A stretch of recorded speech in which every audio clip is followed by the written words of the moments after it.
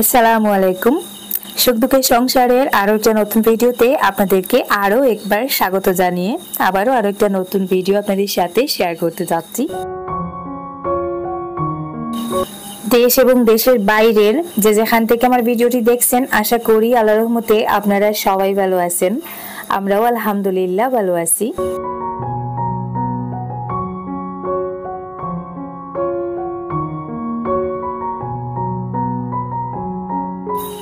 আমার বারান্দায় ঝুলন্ত পটগুলোতে আমি যে টুকটাক কিছু গাছ লাগিয়েছিলাম, কয়েকদিন হয়ে গেছে ওগুলোর গোড়ায় কোনো মাটি দেওয়া হচ্ছে না।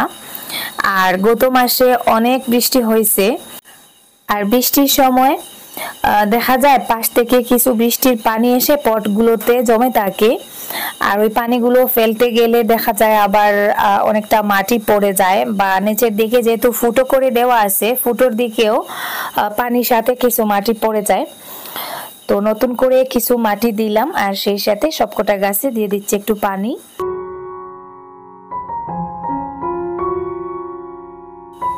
অনলাইন থেকে এখানে সামান্য দুইটা জিনিস এসেছে। এই যে দেখুন, এটা তো স্পুন হোল্ডার। তো সেদিন আমি যখন শপিং মলে গিয়েছিলাম ওটা অনেক খুঁজেছি, পাইনি। বাড়িতে এসে অনলাইনে অর্ডার করেছিলাম, তো আজকে চলে এসেছে। এই যে দেখুন, তো এখানে পাশাপাশি দুইটা আছে, দুইটাতেই চামচগুলো রাখা যাবে। একটাতে একটু বড় চামচ রাখবো, একটাতে একটু ছোট চামচগুলো। এই যে দেখুন, খুব সুন্দরভাবেই রাখা যাচ্ছে। তো ওটা আমার গ্লাস স্ট্যান্ডের এক পাশে ভাবে গুছিয়ে রেখে দিলাম। আর সেই সাথে কিছু ওয়াল হুক এনেছিলাম। এই যে দেখুন, তো আগে একবার আমি ওয়াল হুক এনেছিলাম, কিন্তু ওগুলো আসলে টাইলসের সাথে অতটাও সুন্দর করে বসে না। দেখা যায় 3-4 দিন পর্যন্ত থাকে, তারপরে আবার আটাটা ছুটে যায় আর জিনিসটা মাটিতে পড়ে যায়। তো ওই জন্য ওই ওয়াল হুকগুলো ফেলে এখন নতুন করে এই যে একটু রিভিউ দেখে আর কি এই ওয়াল হুকগুলো আনলাম। দেখা যাক ওগুলোর অবস্থা কি। কয়েকদিন ইউজ করার পরে আপডেটটা আপনাদেরকে জানাবো। আমি আসলে এই নিয়ে 3বার ওয়াল হুক অনলাইন থেকে এনেছি। দোকানেও যে প্লাস্টিকের ওয়াল হুকগুলো পাওয়া যায়, ওগুলো অনেকে বলে যে টাইলসে নাকি কাজ করবে না, টাইলসের সাথে লাগালে ছুটে পড়ে যাবে। তো ওই জন্য আবার এগুলো আনলাম। এগুলোতে দেখা গেছে 8 কেজি ওজন মানে ধরতে পারবে। তো সেই হিসাবে আনা, দেখা যাক কতটা কি হয়।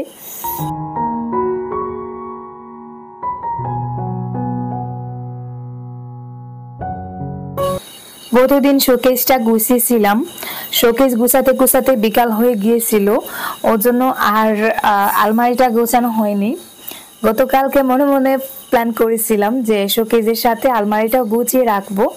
তো গতকালকে যেহেতু হয়নি, ভাবলাম আজকেই প্রথমে আলমারিটা গুছিয়ে নেই, পরে আবার করব বলে করা হবে না। অনেকদিন হয়ে গেছে আলমারিটা গুছানো হচ্ছে না, কাপড় বের করা হচ্ছে, আবার কোনো মতে এনে ভাঁজ করে রেখে দেওয়া হচ্ছে। পুরো আলমারি একেবারে এলোমেলো হয়েছিল। তো যাই হোক, আজকে যে দেখুন আলমারির সবকটা কাপড় আমি এখানে বের করে ফ্যানের নিচে বসে বসে কাপড়গুলো ভাঁজ করতেছি। গত মাসে এত বৃষ্টি হয়েছে কি বলবো, এখনো মাঝে মাঝে হয়, তবে সেই সাথে এত গরম পড়েছে, গরমের অবস্থা আর কি বলবো আপনাদেরকে বলে বোঝাতে পারবো না। আজকে যে গরমটা ছিল মানে কোনোভাবেই সহ্য করা যাচ্ছিল না, এত গরম পড়েছে। তো বাইরের দিকে এখন আর কোনো কাজ করতে ইচ্ছাও করে না। তো ভাবলাম ঘরে বসে বসে ঘরের কাজগুলো অন্তত করি।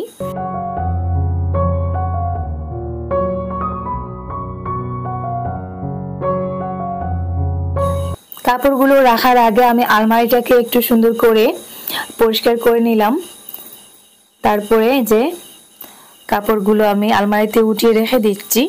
তো যাই হোক, আমি কাজ করি, আমার ভিডিওটা চলতে থাকুক আর আপনারা দেখতে থাকুন। আর আপনাদের কাছে ছোট্ট একটা রিকোয়েস্ট করে নেই, যারা এখনো ভিডিওতে একটা লাইক দিতে ভুলে গেছেন, প্লিজ একটা লাইক দিয়ে ভিডিওটা কন্টিনিউ করুন। আর সেই সাথে আরো একটা রিকোয়েস্ট, একটু ধৈর্য সহকারে ভিডিওটা শেষ পর্যন্ত দেখার চেষ্টা করবেন। ইনশাল্লাহ আজকের ভিডিওটা আপনাদের কাছে অনেক বেশি ভালো লাগবে, কারণ আজকের ভিডিওতে একজন নতুন কনেকেও আপনাদের সাথে পরিচয় করিয়ে দিব।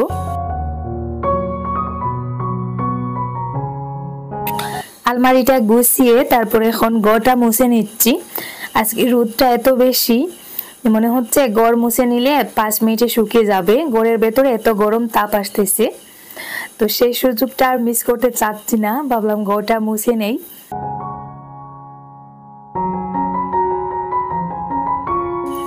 প্রতিদিন ভিডিও শেয়ার করতে পারি না, এটা নিয়ে আমার অনেক প্রিয় আপুরা কমেন্টস করেন, অনেকে হোয়াটসঅ্যাপে মেসেজ দেন যে আপু তুমি ভিডিও দিচ্ছ না কেন।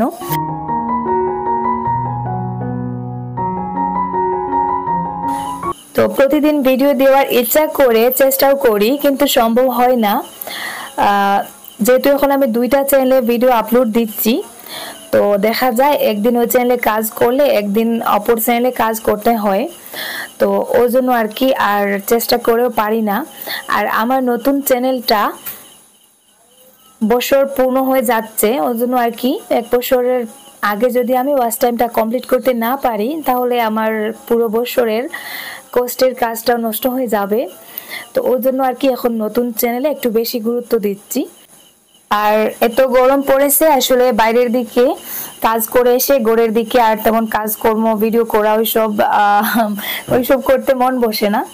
তো যাই হোক, ইনশাআল্লাহ আমার নতুন চ্যানেলের ওয়াচ টাইমটা আমি পূর্ণ করে নেই, ওটা মনিটাইজেশন পর্যন্ত চলে যাক, তারপরে আমি আমার ওই চ্যানেলে আবার ডেইলি ভিডিও দেওয়ার চেষ্টা করব।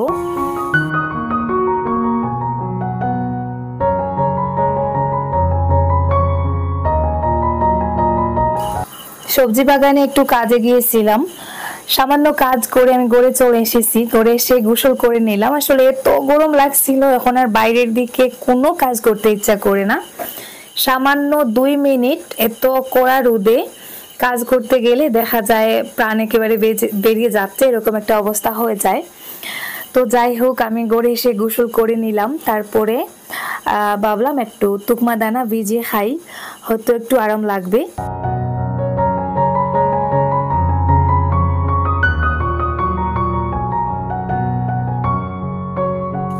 দিনের সারাটা অংশ এখন বেকার চলে যায়।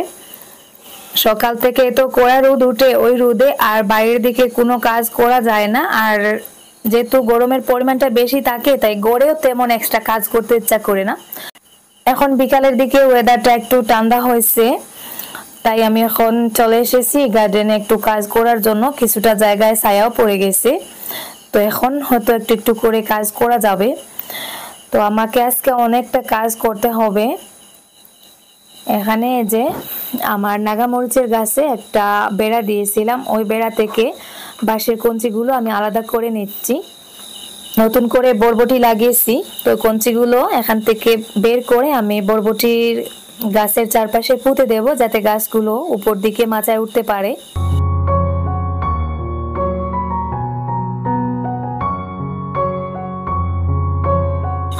আসলে শরীরের অবস্থাটাও আগের মতো না। আমার পুরনো ভিউয়ার্স যারা প্রথম থেকে আমার ভিডিও দেখতেন, তারা অবশ্যই জানেন বা দেখেছেন আমি একটানা সারাদিন গার্ডেনে কাজ করতে পারতাম। কিন্তু এই মুহূর্তে আমার শরীরের যে কন্ডিশন, শুধু এই মুহূর্তে বললে ভুল হবে, গত বছর অপারেশনের পর থেকেই বলা যায়।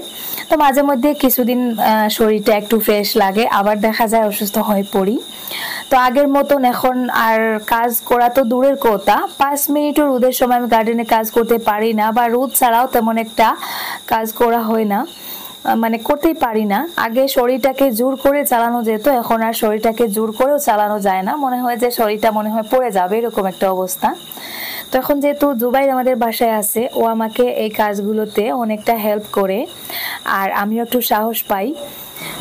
এখনো বর্তমানে আমাকে ও কাজে হেল্প করতেছে, ও মাটিগুলো কুড়ে কুড়ে দিচ্ছে, আর আমি একটু গোবর সার আর ইউরিয়া সার দিচ্ছি গাছগুলোর স্বাস্থ্য, কালার এবং বেড়ে ওঠার জন্য।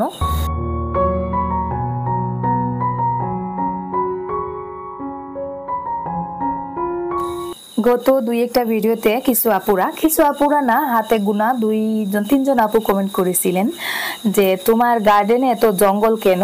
তো যাই হোক, ওই বিষয়টা নিয়ে আমি আপনাদের সাথে কথা বলেছি, তাই আর কিছু বলতে চাচ্ছি না। তো ওনাদের কথা আমার নিজের একটু খারাপ লাগলো, তাই গার্ডেনটা আর কি পরিষ্কার করলাম। আর পরিষ্কার করেছি ওই জন্য আমি নিজেও একটু ডিমোটিভেট হয়ে গিয়েছিলাম, তো জন্য একটু খারাপ লেগেছিল। ওই খারাপ লাগা থেকে আমি আমার গার্ডেনটা ক্লিন করে নিয়েছি। 3 দিনে 3জন মানুষের গার্ডেনটা ক্লিন করা হয়েছে। আর সেই সাথে শরীরটা অনেক খারাপ হয়ে গেছে, কারণ ওই সমস্ত কাজ আমি এখন আর করতে পারি না। তো তো এখন কিন্তু আমার মনে হচ্ছে আমি ঘাসগুলো উঠিয়ে ফেলে অনেকটা ভুল করেছি, কারণ আগে আমার বাগানটা অনেক সুন্দর লাগতো, চারদিকটা সবুজ ছিল, যেদিকে তাকাতাম শুধু সবুজ আর সবুজ। তো এখন আমি সেই সবুজ লুকটা হারিয়ে ফেলেছি, যেদিকে তাকাচ্ছি শুধু লাল মাটি। তো সত্যি আমার অনেকটা খারাপ লাগতেছে।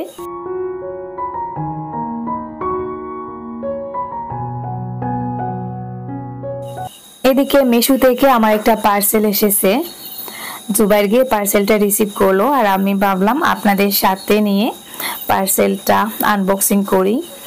তো এখানে দেখতে পাচ্ছেন একটা থ্রি পিস বলতে নিচেটা হচ্ছে স্কার্ট আর উপরেরটা কুর্তা, আর এই যে দেখুন এটা হচ্ছে ওড়না। তো আগেও আমি এরকম একটা ড্রেস কিনেছিলাম, ওই ড্রেসগুলো পরতে এত আরাম পাওয়া যায় কি বলবো। তো ওই ড্রেসটা নষ্ট হয়ে গিয়েছিল, সেদিন আবার অনলাইন কাটাকাটি করছিলাম, হঠাৎ ড্রেসটা আমার চোখের সামনে পড়লো, আর দামটাও আমার কাছে অনেক কম মনে হয়েছে। 390 টাকা, মানে 10 টাকা কম, 400 টাকা দিয়ে আমি এই ড্রেসটা অর্ডার করেছিলাম। তো ফাইনালি ড্রেসটা চলে এসেছে। তো কালারটা আমি দিয়েছিলাম পিঙ্ক কালার, কিন্তু এখানে পিঙ্ক কালার ঠিকই, তবে একটু গাঢ় কালার হয়ে গেছে, তবে যাই হোক সমস্যা নেই। তো এখানে দেখতে পাচ্ছেন আমার সেই হারিয়ে যাওয়া বিড়াল ফিরে এসেছে। তো আজকে একটু আগে এসেছে, আগে এসে যেই ঘরে ঢুকেছে আমাকে দেখে আবার হচ্ছে বয়ে, যে দেখুন পালিয়ে এখন আমার গার্ডেনের এক পাশে এসে জঙ্গলের মধ্যে শুয়ে পড়েছে। তো অবস্থা দেখতে পাচ্ছেন এতটা খারাপ, তবে হাতের দিকটা এখন আগের তুলনায় একটু ভালো, আগে ওই দিকটায় সবসময় পুঁজ বের হতো। তো এখন জায়গাটা মোটামুটি আগের তুলনায় একটু শুকিয়ে গেছে। আর এই যে দেখুন একেবারে মরার মতন শুয়ে আছে। আসলে আমি ওকে গড়ে এলেই পায়ে ঔষধ লাগিয়ে ড্রেসিং করে দেই, সেই সাথে ওকে ঔষধ খাওয়াই ব্যথা কমার জন্য, ডাক্তার দিয়েছিলেন। তো ওই বয়ে আসলে সে পালিয়ে গিয়েছিল। আজকে আমি হঠাৎ করে গার্ডেনে এসেছি, তখন কিন্তু আমার হাতে ক্যামেরা ছিল না, তা না হলে আমি ওই মুহূর্তটা আপনাদের সাথে শেয়ার করতে পারতাম। তো হঠাৎ করে দেখে আমি এত এক্সাইটেড হয়ে গিয়েছিলাম, মানে আমার নিজের অজান্তে চোখের কোনায় পানি চলে এসেছিল, আমি ভাবছিলাম ও হয়তো মরে গেছে। তো যাই হোক ওই যে দেখুন ফিরে এসেছে, আর আমার বই এখানে এসে শুয়ে পড়েছে। তো ওখান থেকে দৌড়ে আমি এই যে ওকে গড়ে নিয়ে এসেছি, এখনো কিন্তু আমাকে ভয় পাচ্ছে। তো অনেক দিনের ক্ষুধার্ত মনে হচ্ছে, আমি ওই যে ওকে একটু খাবার দিলাম, ও খাবারটা খেয়ে তারপরে যে ওকে ব্রাশ দিয়ে ঔষধ লাগিয়ে দিচ্ছি, জায়গাটা একটু পরিষ্কার করেছি, তারপরে ঔষধ লাগিয়ে দিচ্ছি।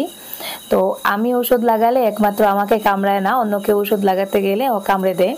ওর আসলে শরীরে ব্যথা, পায়ে ব্যথা, এই যে দেখুন হাঁটছে কিভাবে, একেবারে কুড়ার মতন করে হাঁটতেছে। তো যাই হোক ঔষধটা ওকে লাগিয়ে দিলাম। আর এখন চলে এসেছি রান্নাঘরে, রান্নাঘরটাকে একটু সুন্দর করে গুছাবো, সেই সাথে রান্নাঘরের তাকগুলোকেও একটু সুন্দর করে মুছে নিব। তো বিড়ালটা যেহেতু ফিরে এসেছে আপনাদের সাথে শেয়ার করলাম, আর আপনাদের কাছে আরো একটা সারপ্রাইজ আছে, দেখতে থাকুন। মানে একজন নতুন কনে, উনাকেও আপনাদের সাথে পরিচয় করাবো একটু পরে। তার আগে আমি ঘরের কাজগুলো শেষ করে নেই। তো এদিকে আমি যে এক পিস বাঁধাকপি নিয়েছি, বাঁধাকপিটা দিয়ে আজকে পকোড়া করব। অনেকদিন পরে ঘরে বাঁধাকপি এসেছে, তো বাঁধাকপি দেখলেই আমার আবার পকোড়া করতে ইচ্ছা করে। তো এখানে ছোট ছোট করে আমি এই যে বাঁধাকপিগুলো কেটে নিচ্ছি। অসুস্থতার কারণে এখন আমি আর ভাজা পোড়া জিনিসগুলো তেমন একটা খাই না, তেমন একটা না খাই না বললেই চলে, আমার খাওয়া দাওয়ায় অনেকটা রেস্ট্রিকশন চলে এসেছে। তারপরেও আজকে জানি না কেন বাঁধাকপি দেখার পরেই একটু পকোড়া করতে ইচ্ছা করলো, মনে হলো খাই বা না খাই, বাকিরা খাবে, আমি না হয় একটু গ্রান শুকবো। তো এখানে নিয়ে নিচ্ছি বেসন, আর বাঁধাকপির পকোড়াতে একটু ডিম দিলে ভালো হয়, তবে আজকে আমার ফ্রিজে ডিম নেই, ডিম শেষ হয়ে গেছে, তাই আর নতুন করে দোকান থেকে ডিম আনালাম না, ডিম ছাড়াই পকোড়াটা করে নিচ্ছি।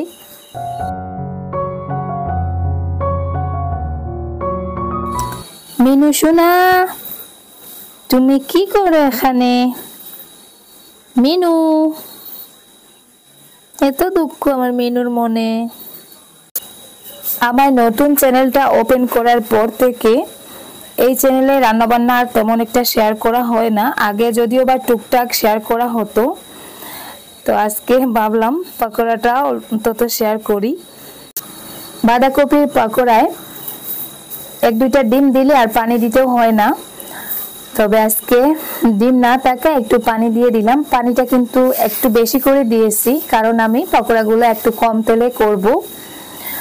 তো আমি গ্যাসটা জ্বালিয়ে নিচ্ছি, আর এই যে দেখুন ফ্রাই প্যানে দিয়ে দিচ্ছি তেল। তেলের মধ্যে আমার রান্নাঘরের পেছনে যে লেবুর গাছটা, যারা লেবুর গাছ, সেই গাছের প্রতিচ্ছবিটা দেখতে পাচ্ছেন। তো সেই সাথে আমি আপনাদেরকে দেখাই, এই যে দেখুন গাছের লেবুগুলো দেখা যাচ্ছে তেলের মধ্যে। তো এটা হচ্ছে আমার অনেক ভালো লাগার একটা জায়গা। আমি যখনই রান্না করি, রান্না করার তেলের মধ্যে বা রান্নার হাঁড়ির মধ্যে দেখা যায় অনেক সময় আমার গাছের ছায়া এসে পড়ে। তো পাকোড়াগুলো এই যে 5টা করে নিচ্ছি, একটু বড় করে চেপটা করে করতেছি। আর পাকোড়ার জন্য আমি এখানে যে পেস্টটা করেছিলাম ওটা একটু নরম করে করেছি, কারণ প্যানের মধ্যেই আমি কম তেলে এটা করতেছি। আর পেস্টটা যদি একটু শক্ত করে করা হয় তাহলে দেখা যায় ওগুলো মানে পাকোড়াগুলো একটু মোটা মোটা হয়ে যায়, আর তখন ভেতরের দিকটা একটু কাঁচা কাঁচা থেকে যায়। এভাবে একটু চেপটা করে নিলে দেখা যায় ভেতরের দিকটাও সুন্দরভাবে মুচমুচে হয়।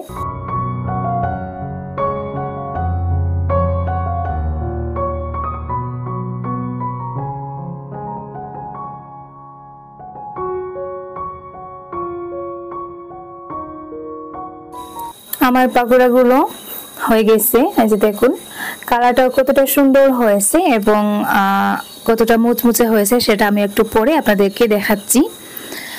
তো পাকোড়ার মধ্যে একটু সস তো লাগবেই, সেজন্য একটু সস নিয়ে নিচ্ছি।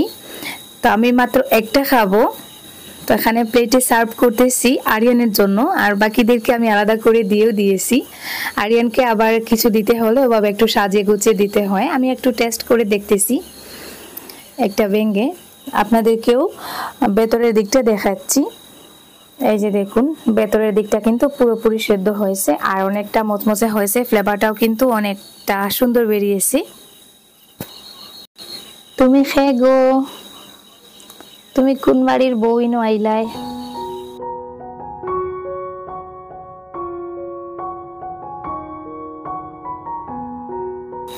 এদিকে একটা নানান কাণ্ড চলতেছে, এখানে দেখতে পাচ্ছেন রাহিলাকে শাড়ি পরানো হচ্ছে। ওকে আজকে আমরা বিয়ে দিয়ে দেব। তো আপনাদের সাথে একটু মজা করলাম। আসলে আমি ওই দিক থেকে আসলাম, এসে দেখি রাহিলা আলমারি থেকে আমার মেরুন কালার স্টোনের যে শাড়িটা ওটা বের করে পরে একেবারে বউয়ের মতন আর কি সেজে গুজে আছে।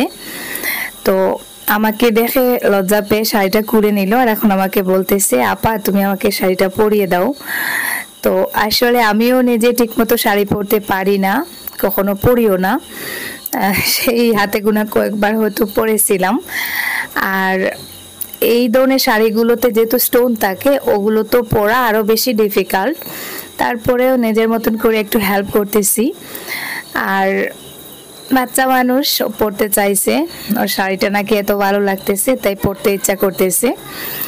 এই যে দেখুন আমাদের ছোট্ট লাল টুকটুকে একজন বউ সেজে বসে আছেন, শুধু মুখে একটু মেকআপ দিলে কিন্তু পুরো বউয়ের মতন লাগতো। তো আমি যখন ছোট ছিলাম আমার মায়ের জন্য বাবা যখন কোনো শাড়ি কিনে আনতেন তখন সেই শাড়িটা আগে আমি পরতাম। তখন শাড়ি পরার এত শখ ছিল, শাড়ি পরতে ভালো লাগতো, কিন্তু এখন শাড়ির নাম শুনলেই কেমন জানি লাগে, আনকমফোর্টেবল লাগে, পরতে ইচ্ছা করে না, মনের মধ্যে একটা ভয় চলে আসে। তো এই যে দেখুন কোনো মতেই ওকে শাড়িটা পরিয়ে দিয়েছি। তো যাই হোক আপনাদের সাথে একটু মজা করলাম, আর আজকের মতো এই পর্যন্ত। আল্লাহ হাফিজ, আসসালামু আলাইকুম।